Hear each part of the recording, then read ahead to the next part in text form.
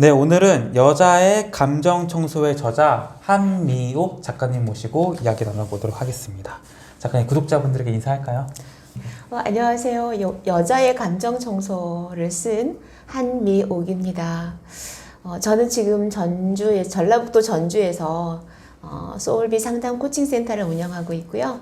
그리고 전문 코치로 활동을 하고 있습니다.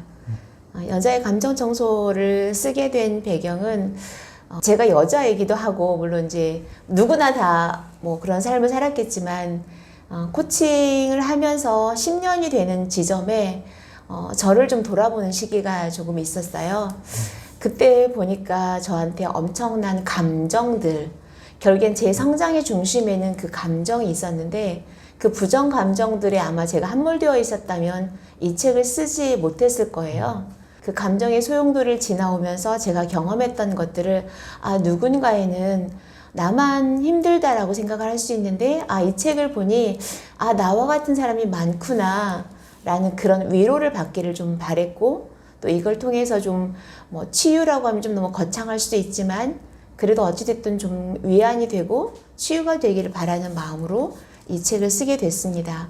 이렇게 오늘 이 자리에 나오게 돼서 너무나 반갑고 감사합니다. 네.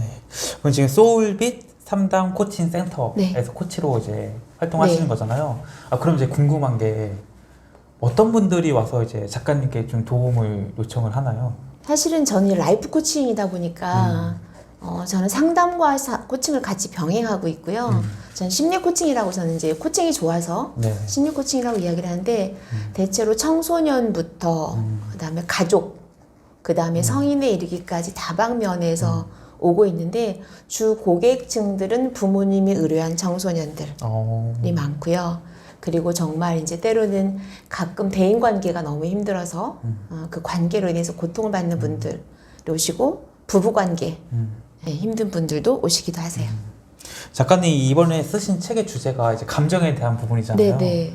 그만큼 이제 감정이라는 게 우리 삶에 있어서 굉장히 중요하고, 어떻게 보면 또 우리 삶의 행복과 불행을 이제 좌지우지할 정도로 큰 영향을 미치는 거겠죠? 그렇죠. 왜냐면 우리가 감정이 없는 사람이 있을까요? 아무도 없죠. 감정이 없으면 우리가 사람이라고 하지 않습니다. 그렇기 때문에 감정은 우리 삶의 일부라고 할 정도로 굉장히 중요한 부분이고, 그런데 그 감정을 우리가 이제 저희 세대 때만, 요즘 젊은 친구들은 잘 모르겠지만 저희 세대 때만 해도 되게 감정을 터부시하는 그런 것들이 좀 있었어요. 가부장적인, 유교적인 어떤 그런 문화 환경들, 그런 것들 때문에 내가 불편한 감정이 있어도 어른들 앞에서 내 감정을 표현하는 게 힘들었고, 표현한다 하더라도 혼나기 일쑤였고, 잖아요. 그러다 보니까 그 감정을 억압하고 나면 그 억압된 것들이 그냥 머물러 있으면 좋은데 시시때때로 올라와서 우리를 힘들게 하죠. 맞아요. 네. 지금은 이제 굉장히 멋진 모습으로 맞아요. 많은 사람들의 이제 문제들을 해결해주고 계시지만 작가님 책을 읽어보니까 작가님께서 이제 우리의 삶이 이제 고통으로 가득 찼던 시기에서 이게 고통이 아니고 사실은 이제 삶은 되게 좋은 거고 사랑이구나 라고 이제 느끼는 계기가 있으셨잖아요. 어떤 일이 있으셨던 건가요? 저는 정말 제 삶이 물론 저보다 더 힘든 분들도 훨씬 많을 거예요. 그런데 제가 이야기하는 거는 고통은 다 각자 개인마다 느끼는 감도가 다 똑같다라는 거죠. 그러니까 나는 죽을 만큼 힘든데 옆에서 볼 때는 야 그거 가지고 뭐가 힘들어 라고 말할 수 있지만 정작 당사자인 나는 그 고통의 깊이를 헤아릴 수 없을 정도로 힘들거든요. 그 고통의 터널을 지나온다라는 건 저에게 있어서 고통은 저가 없었어요. 그냥 아내, 며느리, 엄마, 딸 역할에 살았던 것 같아요. 그래서 그 역할에 충실하기 위해서 정말 저는 되게 많은 노력을 했고, 그러다 보니까 어느 순간 한미옥이라고 하는 제 이름은 없어진 거죠. 그래서 그걸 제가 느꼈던 시기가 결혼하고 나서요. 결혼하기 전에는 이제 저도 유치원 선생님이었었고, 아이들과 정말 잘 지냈고, 그리고 나름 괜찮은 선생님으로 평이 나 있었는데, 결혼하고 나서 이제 남편이 되게 어렵게 일을 시작하다 보니까 제가 도와줄 수밖에 없었고, 근데 또 남편은 전문직인데 저는 이제 전문직이 아니다 보니 항상 그 비교되는 상황 가운데 있었고, 그리고 또 사람들이 오면 항상 저에게 이제 그 자격이 있느냐 물어보잖아요. 아니 그냥 진짜 아무것도 아닌데 그런 것들이 계속 지나면서 내가 왜 여기 있지? 나는 누구지? 정말 여기서 벗어나고 싶다라는 생각을 굉장히 많이 했던 것 같아요. 그 시기가 한 16년, 17년 정도가 됐던 것 같은데 그 시기를 지나오면서 제가 정말 여기에서 벗어나고 싶다라는 말을 남편에게 무수히 숱하게 뱉어냈었어요. 근데 이제 남편 혼자서는 할 수 없는 일이다 보니까 어찌됐든 또 제 성향이 또 이렇게 싹싹하기도 하고 친절하기도 하고 제 자랑 같네요. 그러다 보니까 이제 오는 고객분들을 잘 이제 대응하고 또 남편은 완전 이과 성향이에요. 그러다 보니까 그게 좀 익숙하지 않고 그러다 보니까 제가 좀 많이 도움이 필요했던 상황이어서 저를 붙들어줄 수밖에 없었고 물론 그 상황적인 것은 이해는 하지만 그걸 이해하니까 그 이해가 너무 깊이 가니까 네. 내가 벗어나올 수 없는 거예요. 그 상황에서 벗어나면 안 된다.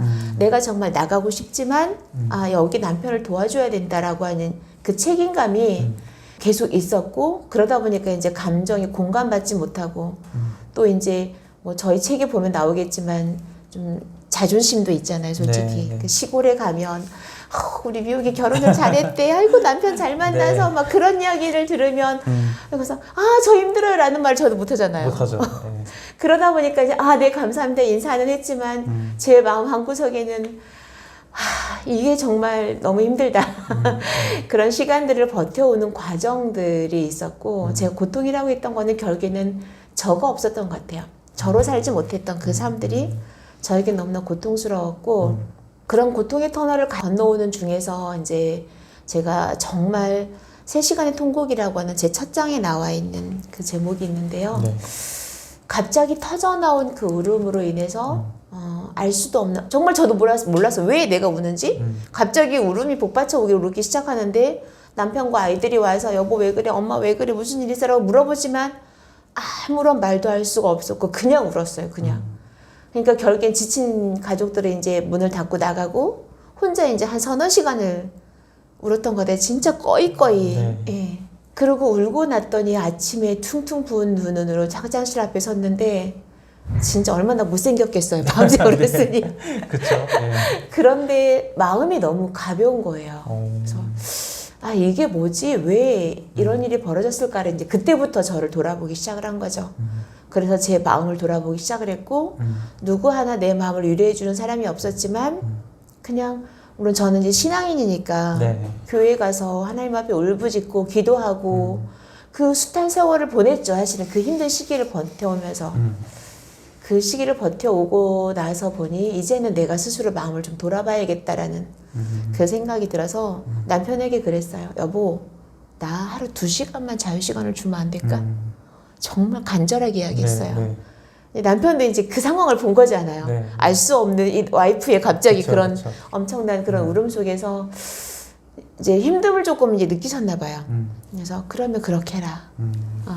그때가 저희가 좀 이제 출발점이었던 것 같아요. 그때부터 이제 제가 2시간씩 밖에 나가서 이제 제가 하고 싶었던 이제 뭐 제가 솔직히 경력 단절이잖아요. 솔직히 말하면 네, 네, 직장을 그쵸. 네. 유치원생을 그만두고 벌써 십몇 년이 지난 상황에 다시 유치원에 갈 수는 없고 2시간이라는 시간 동안 주어진 걸 뭘 할 수 있을까라는 이제 고민 끝에 이제 평생교육원에서 진행하는 공예 강사하는 게 있었어요. 그래서 그걸 배운 거예요. 그래서 그걸 배우고 네. 제가 이제 처음으로 자격증을 따서 네. 학교에 중학교의 아이들 앞에 서요. 오, 네. 네. 근데 그때 아이들하고 그 시간에 공예를 가르치면서 아이들과 소통하고 하는데 너무 행복한 거야. 근데 마치 내가 살아있는 것 같은 네. 느낌? 그래서 나 이거 진짜 하고 싶다. 네. 나 정말 이쪽으로 길을 나가고 싶다라고 했더니 뭐 학교에서 아무나 써주진 않잖아요. 그쵸. 네. 그래서 루트를 알아봤더니 미술 실기 교사 자격증이 있으면 좀 가능성이 있다. 라는 이야기를 했는데 그때 제 나이가 40이 훌쩍 넘은 시기였거든요. 와, 네. 네. 그래서 다시 이제 제가 학교를 들어갑니다. 전문대에서. 네. 그때 국가에서 한시적으로 공예를 조금 밀어줬던 시기가 있었어요. 그래서 장학금을 주고. 그래서 이제 그 기회를 틈타서 학교에 들어갔고, 근데 들어갔는데 그 우연의 법칙이라고 이야기를 하잖아요. 계획된 우연이라고 하는 그런 이론 법칙도 있는데, 거기에서 제가 코칭이라고 하는 걸 만나요. 정신보건학이라고 하는 과목이었는데 딱 들어갔더니 그 정신보건학이 아니라 라이프 코칭을 가르치시더라고요.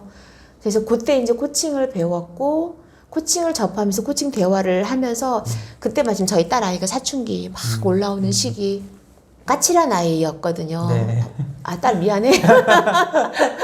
엄마가 느꼈을 때. 다 그래요. 네, 다 그렇습니다. 네, 그래서 그 아이와 대화를 시도를 했는데 뭐 첫 번째는 의도를 가지고 대화를 접근했으니까 당연히 뭐 아이가 알아챘을 거고 안 됐었고 그러다 그냥 어느 날 똑같은 시기에 이제 아이가 가방 집어 던져놓고 방문 쾅 닫고 들어가는 그 상황이 벌어졌고 그때 제가 가만히 이제 벽에 기대어서 우리 딸이 왜 이렇게 힘들까?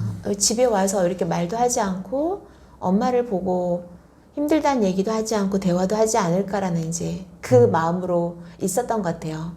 얼마나 시간이 흘렀는지 모르겠어요. 우리 딸이 가만히 나오더니 이렇게 저한테 머리를 기대는 거예요.